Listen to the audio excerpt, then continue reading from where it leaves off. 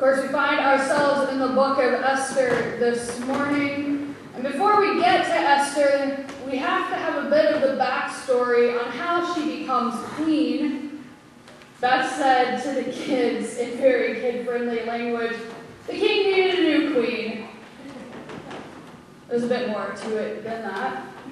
And I apologize to Carolyn for the king's name this morning. I said to someone the other day, the people who read scripture on the days I pick from the Old Testament probably really hate me by the end of the day because they always have these fun names to say. King Ahasuerus, also known as King Artaxerxes, as Beth pointed out to the kids, rules over 127 provinces from India to Ethiopia. Different continents, quite a bit of land. The first chapter of the book of Esther tells us this, and it tells us that the king's throne is in the citadel of Susa. So he has a fortress in Susa, and he's ruling the Persian Empire. It is believed that this particular king ruled Persia from 465 BC to 425 BC. So we have a timeline of when Esther was queen. Now the king throws a banquet for 180 days, we're told, in the first chapter of Esther. He throws this banquet for his army and the nobles and the governors, and he throws it because he's super rich. And if you read the first chapter of Esther, you'll get the description of everything from the goblets they're drinking out of to the curtains, just this vast amount of wealth. Well, the king has a queen, which is what Beth left off with the kids, because they probably have a few questions. And this queen's name is Vashti, and during that same time as the king's banquet, she's giving a banquet for the women in the palace, the wives of the governors, all the women. And on the seventh day of the banquet, the king decides to call for his wife and have her come to his banquet, not because he needs anything, but because apparently she's so beautiful and he just wants to show her off. The queen decides, well, I'm kind of busy over here, so that's not going to happen. Maybe she doesn't want to be shown off. So she's like, she tells the king's servant, go back, tell him I'm not coming. So this turns into a big deal with the king, with his advisors, because they say, if the queen is not doing what you want her to do, if she's not obeying her husband, how will the other women in the empire respond? People will hear about this, and they will respond accordingly. They will do exactly what the queen does, which is not to obey her husband. All these women will have their own minds. So the advisors tell the king, it's super okay with us if you get a new queen. So women are gathered and they're brought into the citadel so one of them can be the next queen. And among these women is Esther. I hear music. Is it from that? I thought I was going crazy, but I think the Presbyterians are impeding on our service once again, Mr. Thomas. So we have work to do.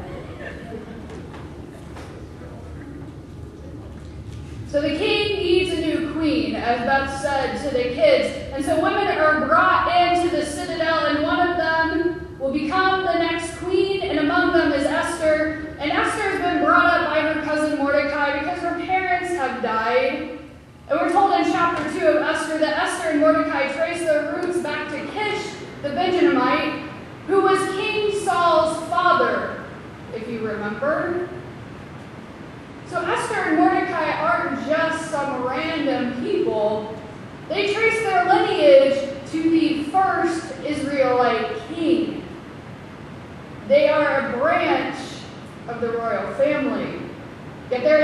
far-off land living.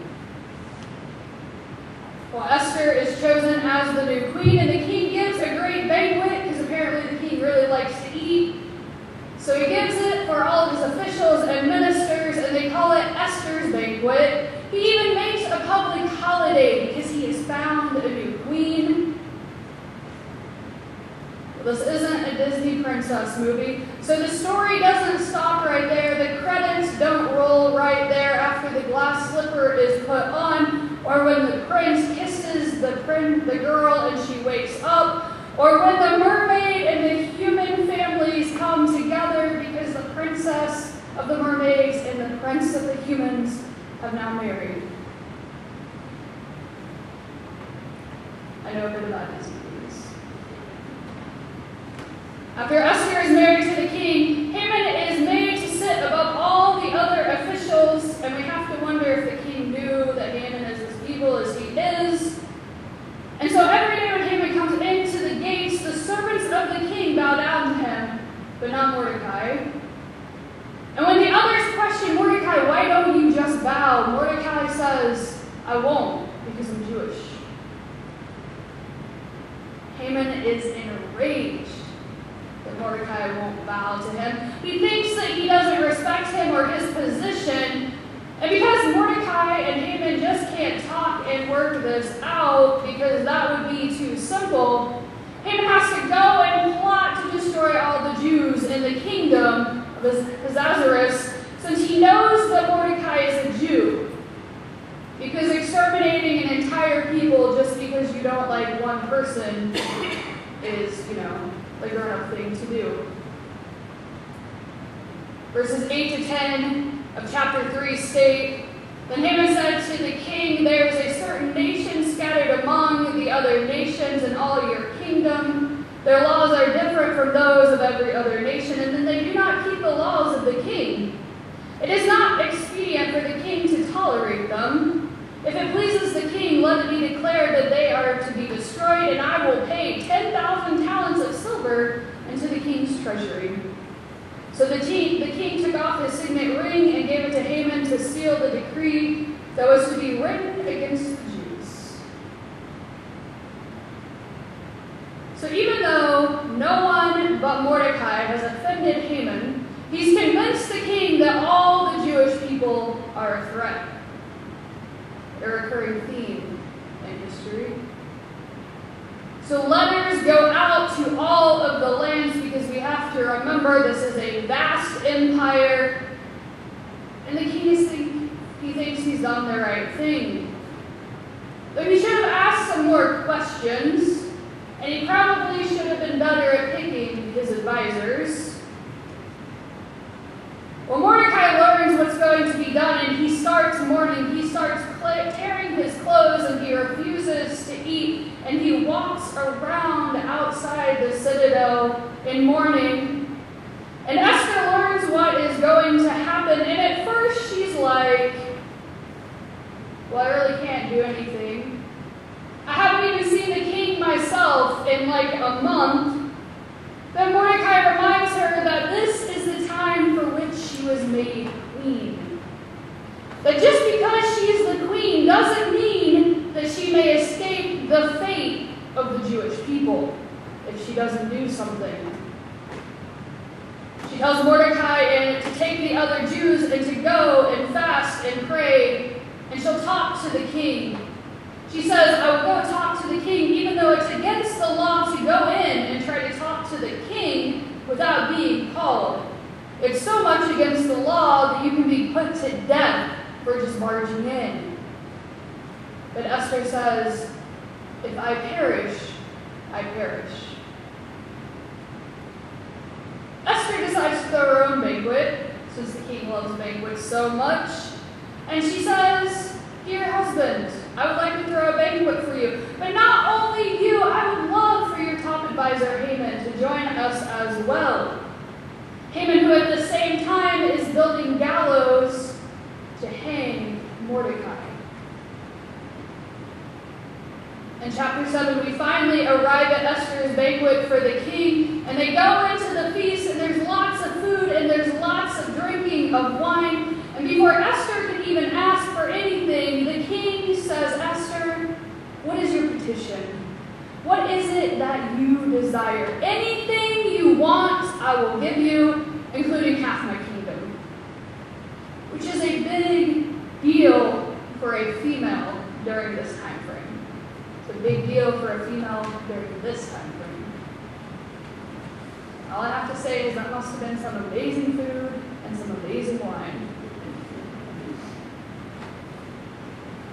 Esther asked for the life of her people. She asked for her own life, and she fills the king in on Haman's evil plot.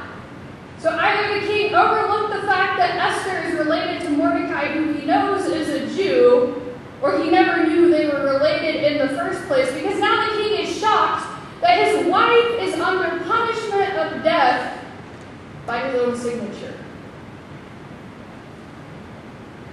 We're told Haman is terrified in front of the king and queen because he knows that plotting something either directly or indirectly that will bring about the demise of the queen is treason, and the punishment for that is not good. And it's so not good because we're told in verses 9 and 10 of chapter 7 that Haman is hanged on the very gallows that he built for Mordecai. Maybe a lesson in there this morning about how we shouldn't build our own gallows unless we're willing to climb them ourselves. Esther stands up and takes the chance to save her own people. And in chapter 9, verses 20 to 22, we're told that Mordecai sends letter to all of the Jews in the Persian Empire, letting them know that that original decree is no more, that they are safe, and they should keep the 14th day of the month Adar, and also the 15th day of that month as well, year by year, because those are the days on which the Jews gained relief from their enemies, and as the month that had been turned for them from sorrow into gladness, and from mourning into a holiday, that they should make them days of feasting and gladness, days for sending gifts of food to one another and presents to the poor. And thus the Jewish people adopted the Feast of Purim, which they still celebrate.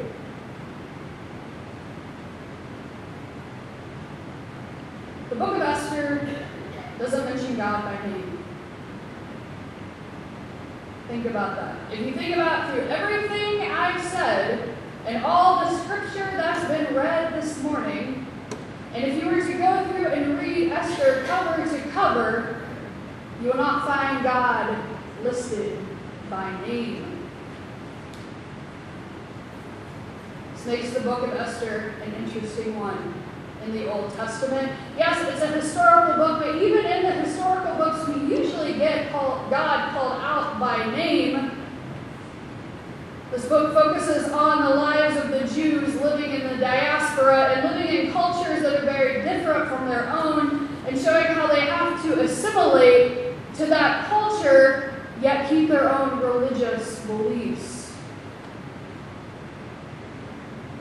This book is about God, even though it doesn't mention God by name. God is there all along. God is mentioned because Mordecai refuses to bow to a person, to Haman, to an evil person at that, an idol, knowing that God is the only one who deserves his bows.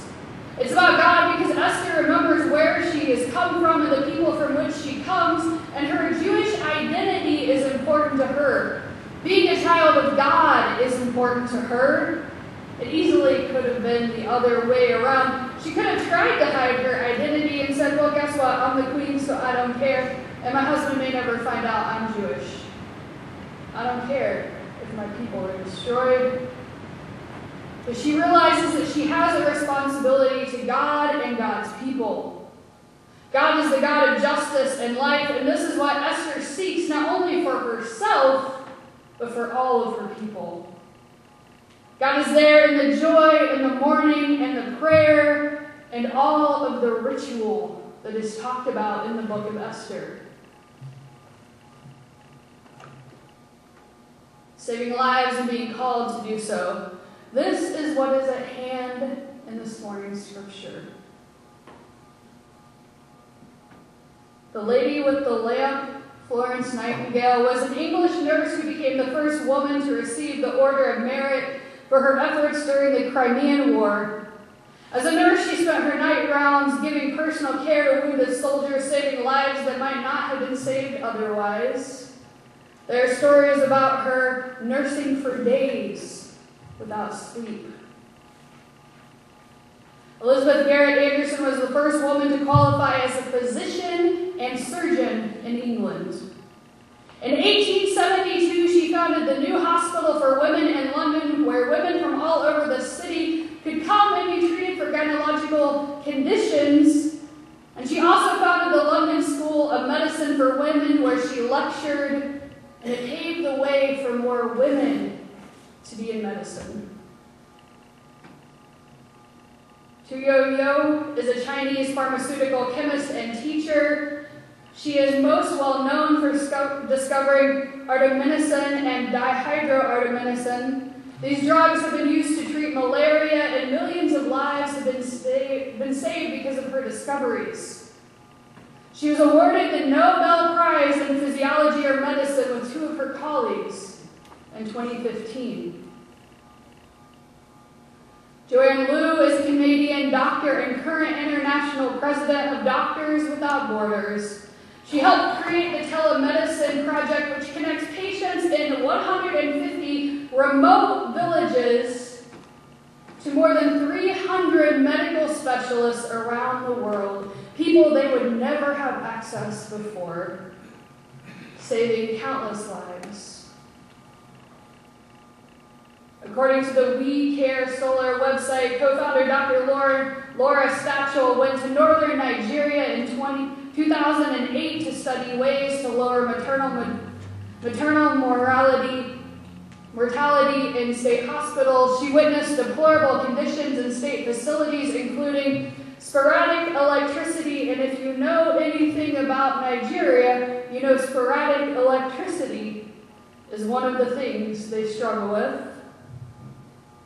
These conditions so deplorable that it impaired maternity and surgical care. Without a reliable source of electricity, nighttime deliveries were attended in near darkness. C-sections were canceled or conducted by flashlight. And critically ill patients waited hours or days for life-saving procedures because there was no electricity on the grid to run what needed to be done.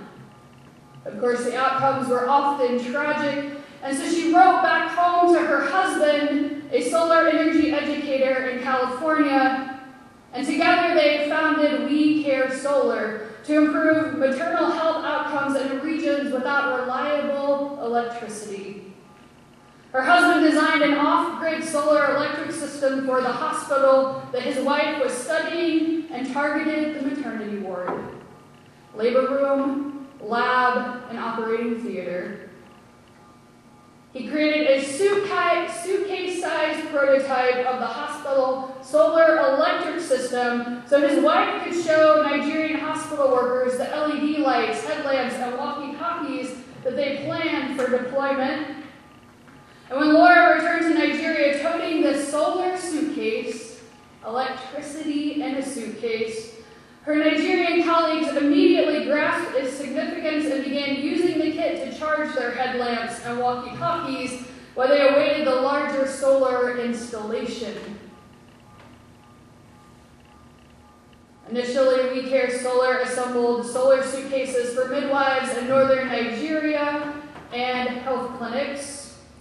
As word of this power spread, however, people all over the world have requested them. And as of last year, 1,900 solar suitcases have been assembled and sent to 27 countries around the world, including Liberia, Sierra Leone, Ghana, Uganda, Malawi, Tanzania, Nepal, Ethiopia, and the Philippines. Saving mothers, saving babies. Saving lives, saving our people, saving God's people.